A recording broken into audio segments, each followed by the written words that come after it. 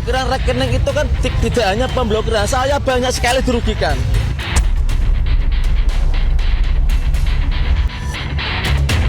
DPR RI berkomitmen agar pembentukan RUU perampasan aset harus diselesaikan paling lambat pada tanggal 15 Desember 2026.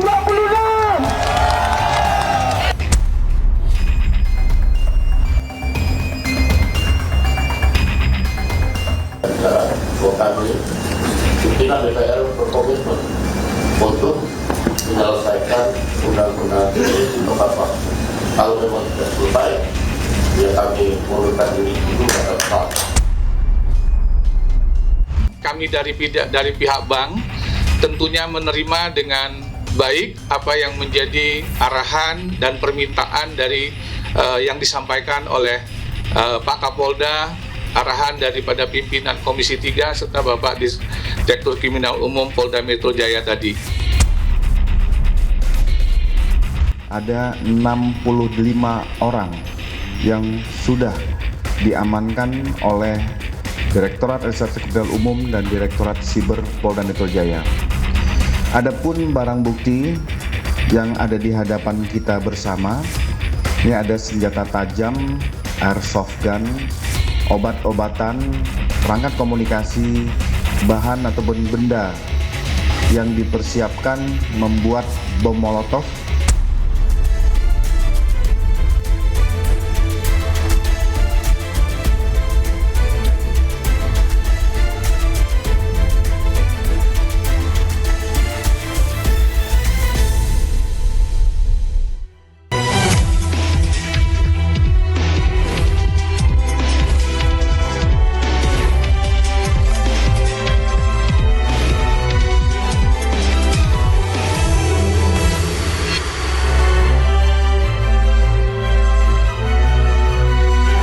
Dari Pati menuju Jakarta, pemirsa, suara rakyat menggema menuntut pengesahan rancangan undang-undang perampasan aset.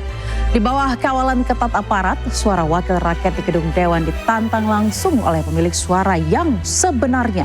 Apakah suara dari Pati ini benar-benar aspirasi rakyat atau ada yang menunggangi aksi mereka di ibu kota? Kita gali lebih dalam malam hari ini bersama saya Aya Nufus. Pemirsa, inilah Interupsi.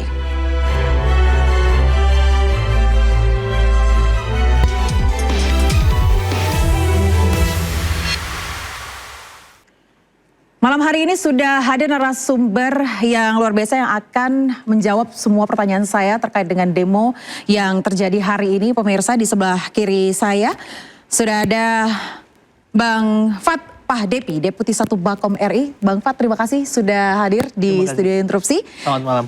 Dan juga ada Bang David Payung, Ketum OL Cipayung Nusantara yang juga mungkin akan menjawab terkait dengan isu-isu ya ditungganginya demo pada hari ini. Siap. Dan di sebelah kiri saya seharusnya ini ada Bang Ray Rangkuti, Direktur Eksekutif Lingkar Madani. Namun pada malam hari ini pemirsa, beliau masih terjebak di Palmerah, Jakarta Pusat begitu ya, dan sudah mencoba untuk datang ke studio Interupsi namun masih terjebak macet sehingga nanti kemungkinan kita akan mengundang beliau melalui Zoom. Tapi di studio Interupsi sudah ada tim advokasi AMPB. Bapak Yunantio Adi Setiawan. Pak, terima kasih sudah sama-sama hadir di studio Interupsi. Ini menarik sekali karena sebenarnya tuntutan dari AMPB begitu ya terkait dengan RUU perampasan aset. Namun lagi-lagi yang dipertanyakan oleh masyarakat adalah kenapa harus jauh-jauh dari Pati ke Jakarta? Apa yang memicu kehadiran masyarakat AMPB khususnya? Ya, jadi sejak tahun lalu itu kan ada situasi lokal ya yang panas terus ya. Di mana ada kepala daerah di sana itu tahun lalu kan menaikkan pajak sih asalnya. Kemudian terjadi perlawanan oleh aliansi masyarakat padi itu dan ditantang si bupatinya, kamu mau demo 5.000, mau 50.000, saya gentar gitu kan. Akhirnya diladeni betul 50.000 lebih mungkin malah. Dan itu kemudian belakangan pada bulan Agustus juga Mbak, tahun lalu ya, tanggal 13 Agustus 2025 itu aksi mereka itu ada ricuh juga sih. 4 orang ditangkap di Polda pada bulan Oktober awal-awal itu. Kemudian pada warga yang melihat arogansi dari bupati itu minta bupati memakzulkan ke DPRD, konstitusional sih. Cuman kemudian pada tanggal 31 Desember ketika DPRD mulai goyah tuh. Dari sikap awalnya yang oke, kita bentuk pansus gitu kan. Nah, akhirnya terjadi aksi terhadap sikap DPRD itu, dan Mas Botok, Pak Teguh itu ditangkap, dikriminalisasi lah, di 1 kali 24 jam, dicari-cariin pasal, ditahan di Polda, tapi akhirnya sidang dia dilepaskan, hanya kena delik hasutan, tapi hakim minta hari ini juga dia dikeluarkan dari tahanan gitu kan. Nah, sepanjang teman-teman AMPB Mas Botok dalam tahanan dan dalam persidangan itu mereka mengejar KPK kan, agar kasus bupati yang arogan ini diusut gitu lah. Dan akhirnya ada penangkapan, selain dia memang kena kasus korupsi DJKA di Kemenhub ketika ia menjadi anggota DPR RI. Nah, belakangan ini kemudian kan ada keresahan tuh, ada temuan emas 7 kg lah, macam-macam lah. Nah, sehingga ini memicu, wah ini korupsi kok dia makin kemana-mana, dan itu menjadi keresahan teman-teman juga kayaknya di Jabodetabek, Bandung juga. Nah, sehingga dari Pati sendiri kemudian terkomunikasi tuh, rasan-rasan tuh, Mbak. Rasan-rasan ini kayaknya ada yang harus diperbuat deh, gitu loh. Apa ya, karena teman-teman Pati itu kan juga pengen toh pejabat-pejabat ruwet di sana itu dimiskinkan juga melalui undang-undang perampasan aset itu gitu loh. Nah, dari komunikasi itu kemudian Aliansi Rakyat Indonesia Bersatu dengan Aliansi Masyarakat Pati Bersatu sepakat, oke, kita aksi nih. Tapi yang dipertanyakan adalah aksi demo ke pusat ini kan bisa dikatakan memakan begitu besar biaya, begitu mulai dari logistik, akomodasi. Bagaimana Anda menjelaskan ke masyarakat bahwa ini adalah pure donasi? Sejak awal mereka pola-pola gerakannya begitu, pakai donasi. Ya. Warga kumpul donasi di Jakarta itu terjadi di Pati sejak tahun lalu. Itu loh. Dan kita bisa lihat dari video manapun, dari televisi manapun, dari media sosial manapun, itu bisa diakses. Mereka berangkat ke Jakarta dari gaya yang sama. Jadi tidak ada aktor di belakang ini ya? Gimana? Di belakang aksi ini tidak ada aktor gitu, aktor politik. Ya kalau mau menuduh silakan, tapi tadi Mas Botok sudah tegas. Yang menuduh saya tantang sumpah pocong di depan kantor DPR ini sekarang. Atau mungkin kalau di studio ini ada yang menuduh, saya telepon Mas Botok, kita tantang sumpah pocong di sini sekalian. Fair. Oke. Gitu. Jadi ini semua pure ya? Gimana? Semua pure aksi dari Aliansi Masyarakat Pati Bersatu. Memang itu keresahan sejak lama. Pati sejak Mas Botok keluar tahanan itu tidak berhenti gerakannya. Aksi kecil, pajak naik, BPJS ada masalah, solar langka, itu tidak berhenti. Jakarta itu jauh memang, tapi itu tidak akan pernah menjadi hambatan bagi mereka. Kenapa? Mereka biasa iuran untuk bergerak seperti yang sudah mereka lakukan tahun lalu, dan itu pengalaman yang bisa dilakukan sampai sekarang. Tahun depan pun, Desember pun, kalau nanti Bang Dasko tadi menjanjikan 15 Desember dia mundur kalau itu nggak disahkan, sebelum itu mereka pasti ke sini dengan cara yang sama. Dengan cara yang sama juga.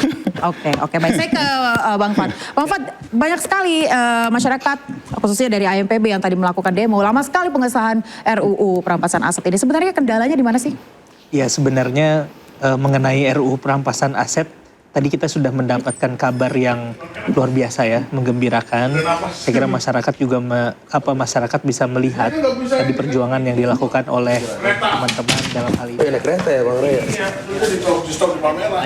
Melakukan demonstrasi, kemudian diterima oleh teman-teman di DPR gitu ya, bahkan sempat duduk di balkon gitu, dan kemudian diterima oleh pimpinan. Di sana juga terjadi komitmen, ada suratnya gitu yang menyatakan bahwa RUU perampasan aset akan disahkan menjadi undang-undang paling lambat 15 Desember 2026. Disampaikan oleh pimpinan DPR tadi bahwa memang ada hal-hal yang harus dilakukan untuk RUU ini disahkan menjadi undang-undang, karena elemen di dalamnya perlu dikaji dan juga perlu mendapatkan masukan dari masyarakat.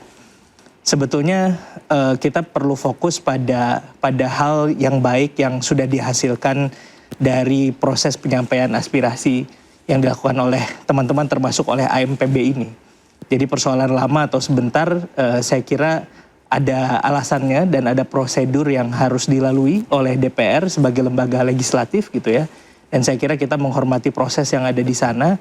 Sekarang kabar baiknya adalah bahwa RUU itu sudah mendapatkan komitmen dari pimpinan akan disahkan paling lambat 15 Desember 2026. Bahkan ada satu gesture of komitmen juga yang disampaikan gitu ya, bahwa jika ini tidak disahkan sampai waktu yang sudah ditentukan, pimpinan menyatakan siap untuk mengundurkan diri dari jabatannya. Ini satu kabar gembira dan saya kira ini satu proses demokrasi yang sudah diperlihatkan gitu ya oleh teman-teman masyarakat sipil yang menyampaikan aspirasinya ke DPR dan DPR menyambut ini dengan satu gestur yang luar biasa. Oke, kita akan bahas lebih detail lagi terkait dengan RUU perampasan aset ini. Kenapa juga sempat mandek sudah 20 tahun lebih begitu ya. Tapi yang paling menarik Pak Yun, ada isu demo ini ditunggangi begitu ya. Sebenarnya apa betul ditunggangi atau justru AMPB ini malah curiga ada yang ikut-ikutan, mengingat rumah Mas Botok juga sempat diteror ya katanya. Iya, dari awal kan. Ya kalau isu-isu sih saya tidak mau menanggapi terlalu ini ya, namanya orang. Tapi kan ada kecurigaan tidak kemudian bahwa ada yang menunggangi nih di demo yang sebenarnya pure hanya ingin RUU perampasan aset ini disahkan. Ya sebetulnya teman-teman kan membawa, karena harus membawa nama baik Padi, mereka cuma pengen demo, menyampaikan aspirasi, cuman dari sejak minggu lalu kan memang ke sini ya, dan mereka ingin damai-damai aja, cuman sehari setelah sampai Jakarta kok akun TikToknya mati, Facebooknya mati, akun Instagram mati, banknya yang dipakai itu diblokir pula. Nah, apa sebenarnya di balik hal-hal yang terjadi ini kita akan bahas Pak Yun. Kita akan bahas usai jeda. Jangan kemana-mana pemirsa, tetaplah di Interupsi. Oke.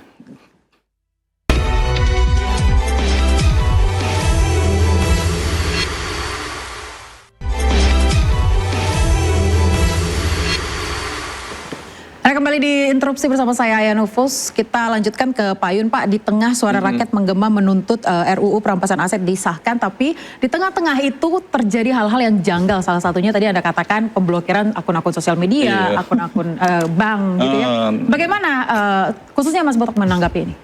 Ya dia agak heran juga, ini kenapa gitu kan. Makanya terus loh, aku juga kok diblokir, makanya terus konten kreator yang temen Mas Botok kan cukup banyak punya tim media juga kan. Nah itu kan mengangkat itu sehingga ramai juga di pers kan. Akhirnya meledak itu kan. Meledak yang kemudian berdampak ke Bank Mandiri yang mungkin awalnya tidak diduga oleh mereka sendiri. Tapi juga ada panggilan sebetulnya ke Mas Botok itu hari Rabu untuk klarifikasi dengan tuduhan-tuduhan sampai masuk pasal TPPU segala loh. Masih masuk pasal? TPPU itu dimasukkan. Terus kita bilang, Mas enggak usah berangkat dulu, klarifikasi, fokus aja ke rencana aksi yang hari Kamis, karena kalau harus datang ke Polda ngurusin klarifikasi kan agak mengganggu ya. Sementara hari Kamis itu kan sudah ada aksi lah ya di tanggal 27-nya kan. Nah, sehingga waktu itu ya kalau mau diklarifikasi nantilah bisa ditunda setelah itu atau Itu tanggal berapa diminta klarifikasi? Rebu, 26. 26. Tapi besoknya aksi kan? Iya, nah itu terus kita minta udah kita kesampaikan dulu sehingga kalau mau klarifikasi nanti kalau ada panggilan ya kita minta nanti diperiksa di PAPTI sajalah gitu. Setelah demo selesai. Iya, agar konsentrasi beliau kan tidak terganggu dengan berbagai gangguan yang muncul gitu loh. Nah, kita juga bingung loh kenapa sampai seperti itu gitu loh. Nah, sebetulnya aparat itu punya informasi apa sehingga menurut kami kok melakukan gerakan-gerakan yang agak berlebihan sih ya bagi kami. Ini menarik menurut saya ya. Oke. Mari sebentar, terima kasih sudah bergabung di studio Interupsi. Baru tadi sempat kejebak ya. Bagaimana tadi kejebak di Palmerah ya Bang Ria? Saya di Palmerah. Seperti apa? Boleh ceritakan sedikit tadi kejadian di sana? Iya, jadi saya naik kereta dari Rangkas. Sebetulnya udah diminta turun di Kebayoran. Cuma saya nggak ngeh gitu. Tapi ada tetap kereta yang berangkat ke arah Tanah Abang tapi pindah kereta. Nah, saya ikut yang pindah. Memang harus stop di Palmerah karena situasi di bawah jembatan Selipi itu udah katanya udah chaos. Gitu. Nah, oleh karena itu saya turun. Saya ngambil ke arah kiri, yang itu artinya tukang Gojek menuju ke arah Tanah Abang. Oke semua, tapi harganya bisa 3 kali lipat. Nggak ada masalah, cuman muter. Sebentar, yang chaos ini Anda melihat apa nih, orang-orang yang demo atau? Enggak, dari kita tempatnya kan agak jauh. Karena kan stasiun itu dengan Palmerah tuh kira-kira ada mungkin 1 kilo ya jaraknya itu. Jadi nggak kelihatan gitu. Nah syukur-syukurnya setengah jam saya di sana nyari-nyari tukang Gojek yang sedikit lebih bisa saya jangkau lah gitu ya. Ketemu. Nah syukurnya itu begitu kita naik, kita menerobos masa itu, dan masanya memang sudah agak cair. Gitu. Itulah sampai ke sini gitu. Ternyata akhirnya ada Gojek yang mau mengambil Bang Rey, nggak sampai ke interupsi, masih mau mencari nafkah. Ya. Tidak apa-apa Bang. Gini, silakan Bang. menarik bagi saya ini, sebab kalau tanggal 26 kepolisian masih mengundang saudara Botok ya untuk klarifikasi soal dugaan TPPU, tapi ingat tanggal 26 itu juga saat yang bersamaan polisi menyatakan tidak ada dugaan unsur pidana. Hari Kamisnya kayaknya. Sorry. Oh iya. Oh iya, betul. Ya. Jadi di Komisi 3 mereka ya bersama dengan kepolisian, bersama dengan Komisi 3 ya. Saya lupa satu lagi ada dari Bank Mandiri atau apa, saya lupa tuh. Ada Bank Mandiri. Dinyatakan bersama bahwa rekening saudara Botok itu dinyatakan tidak mengandung unsur pidana. Oleh karena itu dicabut surat penundaannya yang mestinya baru akan dicabut hari Jumat sesuai dengan waktu 5 hari kan. Nah ini menarik bagi saya, hari Rabu dipanggil untuk diperiksa soal klarifikasi lah. Ada di panggilannya. Ada, itu surat panggilan, boleh tunjukkan ke kamera mungkin Pak Yun. Ya saya bacakan lah ya. Ruang ya kan tanggal membawa dokumen terkait adanya penerimaan donasi streaming soal di sini nggak disebutkan soal TPPU-nya, Mas. Mana? Ini surat apa ini? Ini Bang. Yang mana? Undang-undangnya. Kan sehubungan dengan diberitahukan saudara ini dipakai ada pasal 237 Undang-Undang Nomor 4 Tahun 2003 tentang pengembangan terus dan jadi ini surat panggilan terus surat pengumpulan itu loh, donasi tanpa melalui itu dan sebagainya. Tapi sementara untuk klarifikasi yang diminta oleh pihak kepolisian masih terus berlanjut dari pihak Pak Yun. Yang bersangkutan tidak hadir, tapi siangnya atau sorenya saya lupa persis. Oleh pihak kepolisian dinyatakan bahwa tidak ada unsur pidana dalam duit itu. Pertanyaannya, ini ada apa ini? Tanggal 26 dipanggil, tidak datang, malah dinyatakan tidak ada unsur pidana. Kalau menurut Anda ada apa, Bang Rey? Nggak tahu. Kalau Anda melihat template dari aksi-aksi yang ini kan bukan demo pertama begitu yang terjadi di Jakarta. Kalau Anda melihat ini apa? Aksi dengan pola penanganan yang mirip seperti di zamannya Pak Jokowi. Pola pengamanan di zaman Pak Jokowi memang efektif. Membuat aksi-aksi itu, tanda kutip ya, tidak berjalan sebagaimana mestinya. Nah pola yang sama mau dipakai di eranya Pak Prabowo. Dengan nuansa dan situasi politik yang berbeda. Di era Pak Jokowi cara yang seperti ini, orang mungkin tidak banyak mempersoalkan. Karena pada saat itu tingkat kepuasan kepada Pak Jokowi cukup tinggi. Sehingga kira-kira apapun yang dilakukan oleh Pak Jokowi, sedikit banyak orang mendukungnya. Bahkan ketika ia mencalonkan anaknya sebagai calon wakil presiden pun, orang nggak menolak. Sekarang orang baru berpikir kan. Jadi maksudnya ini ada kaitannya dengan Pak Jokowi juga nih? Tidak, saya mau menganalisa dulu soal pola yang kira-kira dipakai dengan suasana yang berbeda. Sekarang bedanya apa? Bedanya sekarang adalah orang mulai tidak makin percaya kepada DPR, dan tingkat kepuasan kepada Pak Prabowo turun drastis.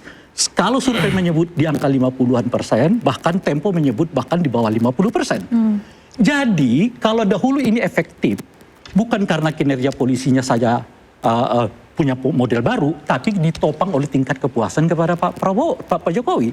Sekarang suasana orang lagi tidak puasnya kepada Pak Prabowo, polanya dipakai dengan mengadopsi pola di Pak Jokowi. Nggak kena.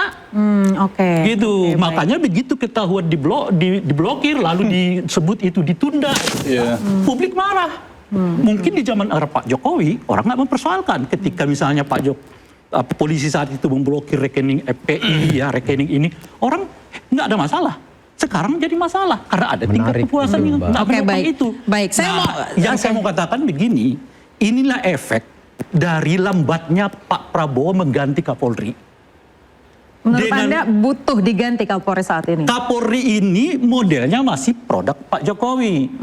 Mau ditransfer ke era Pak Prabowo yang berubah, nggak connect. Dan saya kira kalau Pak Prabowo nggak cepat mengevaluasinya, mungkin Pak Prabowo akan mengalami hal-hal yang seperti ini. Oke, Bang David, seperti apa tanggapan Anda? Khususnya untuk demo ini sendiri banyak sekali nih mengait-ngaitkan dengan Pak Jokowi, khususnya setelah statement dari Budi Ari. Ya, jadi gini, yang pertama gini. Justru di kacamata saya ingin memberikan apresiasi pada masyarakat dari Pati ya yang berdemonstrasi hari ini. Karena pertama sampai pada jam 4 tadi mereka membubarkan diri itu sangat tertib rapi, kemudian nggak ada riak-riak yang dramatis ya.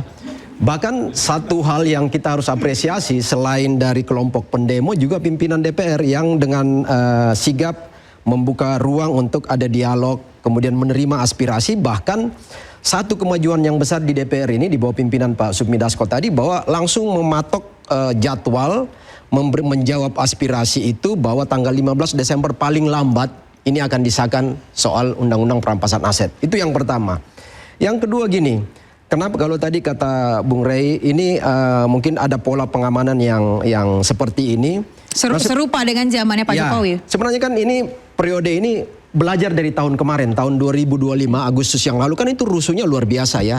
Rumah berapa anggota DPR itu sampai dijarah apa segala macam kan. Kan itu jadi satu sisi kita mengapresiasi juga aparat keamanan yang dengan sigap mengantisipasi semua dan sebenarnya ini keuntungan bagi kawan-kawan dari Pati karena mereka semua selamat, mereka aman, bahkan selesai tepat waktu, nggak melanggar aturan sampai pukul 6 sore ya, dan aspirasinya bisa diwadahi oleh anggota pimpinan DPR. Nah, saya bilang gini, ada kemajuan signifikan dari pimpinan DPR ini di bawah, saya bilang tahun lalu ya, ketika riuh begitu suasananya kacau balau, Pak Sufmi Dasko masih muncul di situ untuk menerima aspirasi walaupun pimpinan yang lain nggak kelihatan ya. Termasuk ketua DPR RI nggak ada Mbak Puan kan. Hari ini juga nggak kelihatan kan. Nah, jadi saya bilang apresiasi luar biasa. Sebentar, tapi itu kan infonya sedang berbagi tugas. Mbak Puan sedang bertemu dengan dulu ya kalau tidak berbagi salah. tugas, tapi kan itu di mata publik penangkapannya bahwa yang lalu ketika rusuh ya, itu Pak Dasko tampil sebagai orang yang memang leadernya kelihatan menerima aspirasi dengan segala risiko.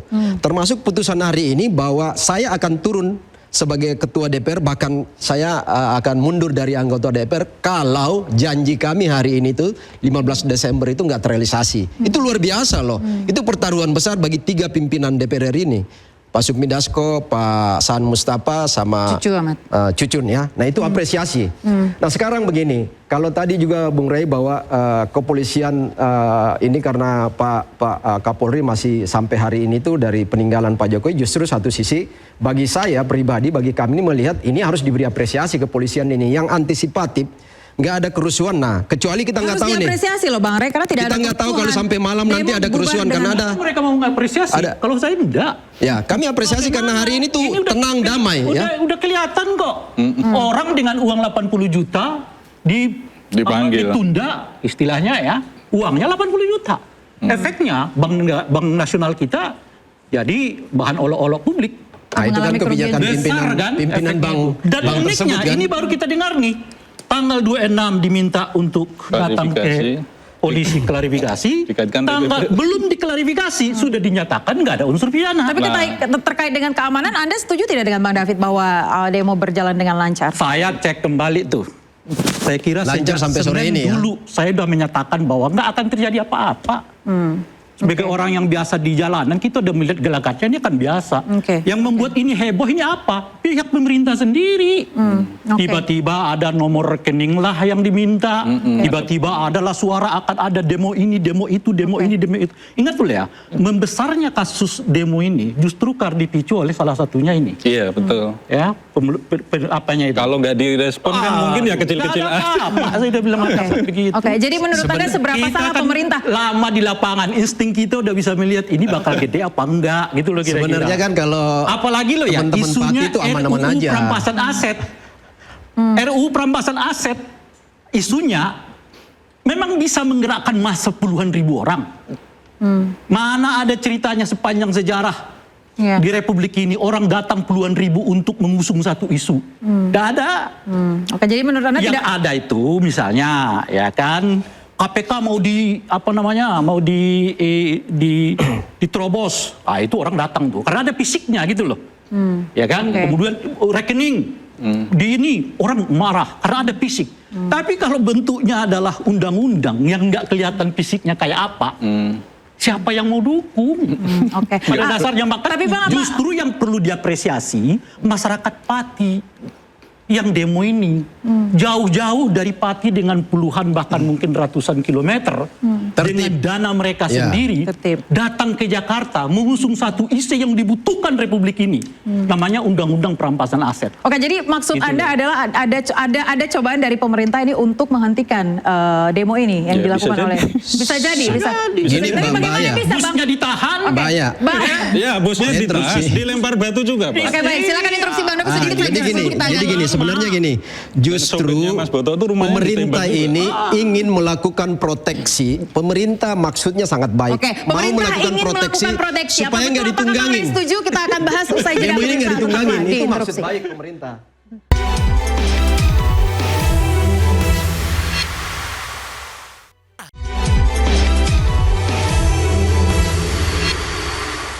Terima kasih Anda masih di Interupsi bersama saya Aya Novus. Bang Rey, bagaimana mungkin pola di zaman Pak Jokowi dipakai khususnya apalagi untuk menghentikan demo tentang RUU perampasan aset kapan disahkan?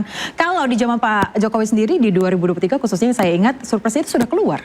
Surprise apa ini? Untuk RUU perampasan aset. Oh, di zaman Pak Jokowi sudah di-push terkait dengan ini. Nggak ada masalah, itu kan beda hal.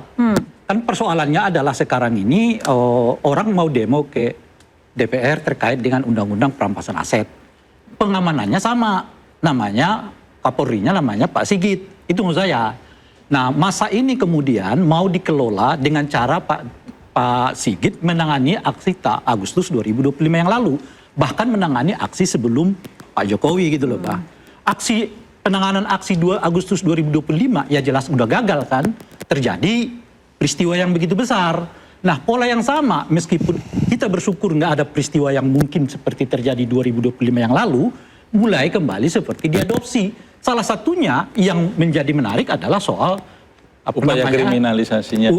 Satu mungkin bahasa kriminalisasi, kedua adalah soal pemblokiran atau penundaan rekening gitu ya, dan termasuk di dalamnya menghentikan bus-bus. Menghentikan bus itu kan udah strategi yang kita kenal sekarang di eranya Pak Sigit gitu loh.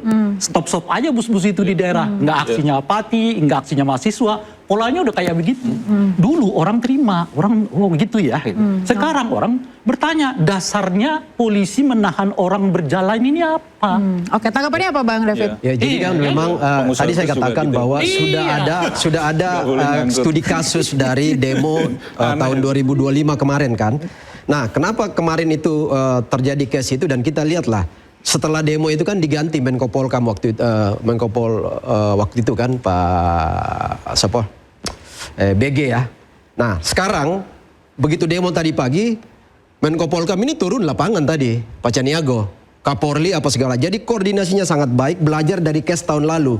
Sehingga yang tadi saya katakan kita mengapresiasi pada 3 institusi. Satu, DPR RI yang sangat terbuka ya, dipimpin Pak Dasko yang luar biasa menjawab semua apa yang menjadi tuntutan aspirasi masyarakat Pati. Menurut yang kedua, kepolisian keamanan juga sangat juga begitu. Sangat kan mereka menyebut bahwa reformasi polisi itu akan dilakukan. Mereka bahkan mungkin 2-3 hari mohon maaf. Dan lagi rekamannya, semuanya mohon maaf. Apa setelah itu? Nah, belajar dari case itu, Bung Rey kan hari ini aman kan? Sampai sore setidaknya. Nah, yang harus itu udah polanya DPR dari dulu, tapi Anda lihat ada perubahan nggak setelah itu? Undang-undang reformasi polisi diketok tanpa pelibatan publik. Nah, kita lihat dari sisi pengamanan tadi luar biasa, nggak ada kekisruhan ya. Yang harus dijaga justru setelah masyarakat Pati pulang, ini yang di kelompok belakang ini ada demo sampai jam 5 sore baru nongol kan. Nah ini yang harus diwaspadai. Dan tadi kan kata Bung Rey masih ada kumpulan-kumpulan massa yang menghambat lalu lintas kan. Nah ini sebenarnya ya kalau mau ikut aturan dengan baik sudah harusnya digusur semua ini pendemo ini karena sudah melewati aturan-aturan. Nah kalau Republik ini ingin tertib, memang kita semua kebersamaan atau misalnya kesepahaman kita bahwa aspirasi masyarakat itu harus disampaikan secara baik dan benar dengan menjaga semua kondusivitas keamanan, kemudian fasilitas rakyat jangan dirusak. Yang lalu kan berapa halte busway hancur, jadi berapa menurut Anda fasilitas pihak yang kepolisian ini hancur, menjaga gitu. begitu ya? Itu yang perlu dijaga. Penabrakan terhadap saudara Kurnia, Baik. Afan Kurnia. Bang David, Setelah berarti itulah kemudian terjadi amok di banyak tempat di seluruh Indonesia. Sebelum itu biasa aja. Oke, baik. Tapi kita fokus dulu ke RUU perampasan aset. Bang David tadi kan dikatakan oleh sudah ada perjanjian begitu ya dengan pimpinan DPR bahwa 15 Desember nanti paling lambat akan disahkan RUU. Ya. Anda yakin? Berapa persen keyakinan Anda? Saya yakin karena ini 3 pimpinan DPR ini yang menjanjikan, bahkan beliau mengatakan kami akan mundur. Tidak saja dari pimpinan tapi sebagai anggota DPR RI. Dan saya masih percaya dengan yang namanya Pak Sufmi Dasko itu yang menjanjikan. Terlalu strict soal kapan selesai. Saya mau bicara substansinya apa. Kalau 15 Desember itu kita patok misalnya harus selesai, mereka buat semena-mena, ya saya juga nggak akan terima. Oke, dari Pak Yun sendiri? Dari teman-teman aliansi, apakah yakin 100% bahwa 15 Desember paling lambat akan disahkan? Ya kita ada keyakinan tapi kita akan lagi sebelum itu. Jadi warga atau nanti Desember itu akan kesini lah. Mungkin November juga sudah kesini kan. Untuk misalnya hari-hari ini barangkali ada kajian-kajian yang masih dilakukan mulai dari mungkin rapat kerja, harmonisasi, kemudian penyelesaian tingkat komisi 3, penyelesaian tingkat paripurna juga dan sebagainya, waktu sampai Desember itu mungkin lebih masuk akal. Tapi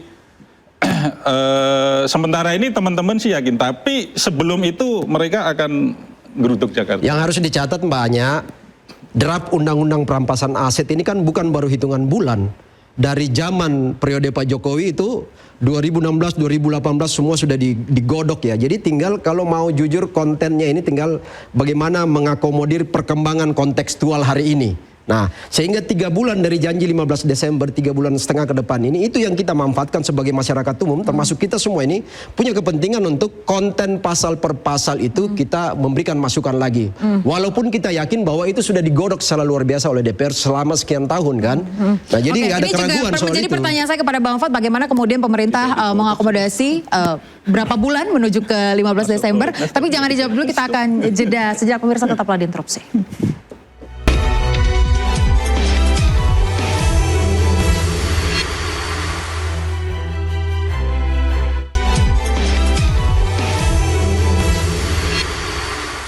Kita lanjutkan perbincangan malam hari ini di Interupsi ke Bang Fuad langsung. Bang, bagaimana pemerintah kemudian mengakomodir untuk penyelesaian RUU perampasan aset ini? Ya, saya kira hanya di sini saya hanya bisa menyampaikan sikap pemerintah ya, dan juga apa yang menjadi concern pemerintah sebagai fakta yang bisa kita telusuri gitu nantinya.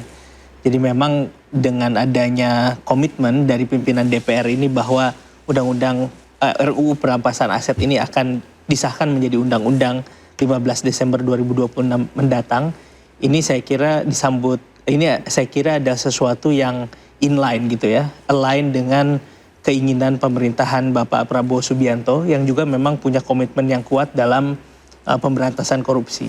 Dan jika RUU ini disahkan menjadi undang-undang, maka ini juga menjadi instrumen yang sangat penting gitu untuk menegakkan hukum dan juga memberantas korupsi itu. Kemudian juga sisi lainnya, ini juga satu panggilan kepada masyarakat saya kira yang ditampilkan oleh DPR. Hari ini kita melihat satu display demokrasi yang sangat baik gitu ya. Jadi di satu sisi ada penyampaian aspirasi, kemudian juga diproses secara konstitusional gitu oleh DPR gitu ya. Ada janji di situ, janji politik. Dan masyarakat bisa mengikuti itu. Nah, sikap pemerintah tentu saja akan mendorong ini sama-sama gitu ya dengan DPR, karena ini tadi sudah inline dengan visi pemerintah, dan juga saya kira pemerintah akan memberikan masukan-masukan kepada DPR dalam rangka mengesahkan RUU ini menjadi undang-undang. Karena di dalamnya terdapat banyak sekali hal yang penting yang perlu dibahas, misalnya soal lembaga mana nanti yang akan menangani soal perampasan aset ini, kemudian juga asetnya ketika sudah dilakukan perampasan itu akan disimpan di mana, kemudian juga limitnya seberapa besar gitu ya, yang masuk ke dalam kategori undang-undang perampasan aset. Tadi juga disampaikan oleh pimpinan DPR, mereka akan melibatkan masyarakat, akademisi, kemudian juga ahli-ahli di bidang hukum untuk memperkuat agar pengesahan RUU ini bisa dilakukan tepat waktu. Jadi memang harus dibaca lagi dan disiapkan lebih teliti lagi ya, Bang Fatih. Oke, baik. Bang Rey, saya minta terakhir dari Anda terkait dengan RUU perampasan aset ini. Apa yang mungkin Anda harapkan ketika tadi dikatakan aliansi nanti sebelum 15 Desember akan kemudian datang lagi untuk menagih sebelum tanggal 15 Desember? Saya sejak dari Ahok di Komisi 2 dulu di DPR, kami sudah merancang apa yang kami sebut saat itu sebagai rancangan undang-undang pembuktian terbalik, istilah kita saat itu. Kenapa kita mendorongnya? Saat itu ada pertanyaan dari Ahok. Kalau kepala daerah itu hanya menyerahkan LHKPN dan nggak perlu ada recheck terhadap kekayaan harta pribadinya, ya nggak ada gunanya. Oleh karena itu harus kita dorong pasal pembuktian terbalik, istilah kita saat itu. Kita setuju. Sayangnya Ahok kemudian pergi ke gubernur, wakil gubernur, sejak saat itu mendemlah isu ini. Tapi sejak Ahok di DPR di Komisi 2 kita udah dorong supaya calon-calon kepala daerah itu lolos seleksi dengan cara membuktikan bahwa uang dia itu halal. Kira-kira gitu saat itu. Nah, itulah berkembang sampai sekarang dengan istilah yang kita sebut sebagai undang-undang perampasan aset. Sebagian dari undang-undang yang kita rancang soal pembuktian terbalik sudah diadopsi oleh undang-undang TPPPU. Tapi sebagian yang lain belum masuk dan itulah pentingnya yang disebut dengan undang-undang perampasan aset. Mengapa undang-undang ini penting? Salah satu fenomena yang kita sebut sebagai fenomena sosiologis lah ya, terkait dengan rajinnya para pejabat negara kita itu selfie. Kan itu fenomena umum lah ya, kita lihat selfie, tiba-tiba di luar negeri, tiba-tiba harta kekayaan macam-macam di sana. Tapi kita dilihat LHKPN-nya, nggak mungkin dia melakukan itu. Karena duitnya sedikit. Itu loh kira-kira tuh. Nah, undang-undang perampasan aset ini akan mengejar dia. Kamu selfie loh di luar negeri, uang kamu sekian. Tolong buktikan bahwa tiket kamu itu benar. Nah, caranya apa? Caranya undang-undang perampasan aset. Nah, bedanya dengan TPPU. Kalau TPPU itu harus dijelaskan dulu pasal pidana utamanya. Baru dikejar kemana aliran duitnya. Kalau enggak, ada aja pejabat yang selfie-selfie. Tinggal dilaporkan oleh kawan-kawan dari partai. Tapi Anda setuju ya harus dicek lebih teliti lagi agar tidak ada kekhawatiran yang Aduh, kita ini selalu khawatir kalau pejabat diganggu, bukan rakyat diganggu. Bang David, sedikit saja dari Anda, Bang. Bagaimana Anda kemudian memastikan bahwa untuk aspirasi masyarakat berikutnya tidak ada intervensi politik, apalagi dikait-kaitkan dengan Pak Jokowi? Ya, saya pikir gini, undang-undang perampasan aset, bahkan saya di tempat ini saya pernah ngomong bahwa harus dinaikkan kelasnya malah undang-undang pemiskinan koruptor ya. Pemiskinan. Sedikit saja Bang, kita tidak ada karena di situ nggak ada efek jera dari semua model undang-undang kita yang terkait dengan korupsi ini. Nah, padahal ini extraordinary crime, tapi hukumannya, punishmentnya biasa-biasa, nggak ada yang extraordinary di situ. Kalau bisa pelaku koruptor itu dimiskinkan, harta yang tidak dari hasil korupsi pun diambil sebagai pembelajaran, efek jera. Nah itu yang penting. Dan saya yakin kalau itu terjadi, itu korupsi ini akan pelan-pelan hilang. Terakhir sedikit saja dari Pak Yun. Pak, bagaimana kemudian Anda memastikan apabila hal serupa terjadi lagi, seperti pemblokiran ini terjadi, apa yang akan Anda dan aliansi Anda lakukan? Saya rasa warga dari sini sudah banyak mencoba melawan ya. Misalnya tadi ada penembakan dari keluarga sopirnya Mas Botok gitu. Konten, bus-bus dicegat, konten kreator naik. Nah, termasuk saya melihatnya hampir 1/4 jam itu dari iNews loh. Nah, berita itu. Terus sehingga itu masuk kemudian ke pers juga ya dari konten. Nah, jadi warga punya cara melawan yang kemudian bisa naik ke pers gitu loh. Nah, termasuk upaya-upaya kriminalisasi, blokir itu juga teman-teman Padi itu juga punya kreasi untuk melawan saya rasa dan inilah yang terjadi gitu. Kalau itu sampai terulang ya kita akan lawan terus dengan kreasi-kreasi kita itu. Nah, intinya gini, warga Padi tidak melempem.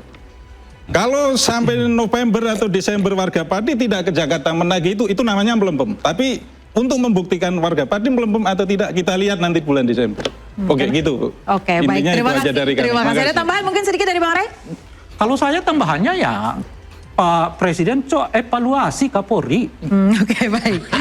Oke, evaluasi Kapolri lagi ya. Kalau dari Anda harus ada evaluasi Kapolri nggak terkait dengan Kapolri ini sudah melaksanakan tugas dengan baik. Bahkan saya bilang secara khusus mengapresiasi pimpinan DPR ya, utamanya Pak Dasko yang selalu tampil depan menerima berbagai aspirasi yang beresiko sebenarnya pada posisi beliau. Tapi beliau mengambil resiko itu. Dan Kapolri melaksanakan tugas hari ini, demonstrasi ini aman, berjalan lancar.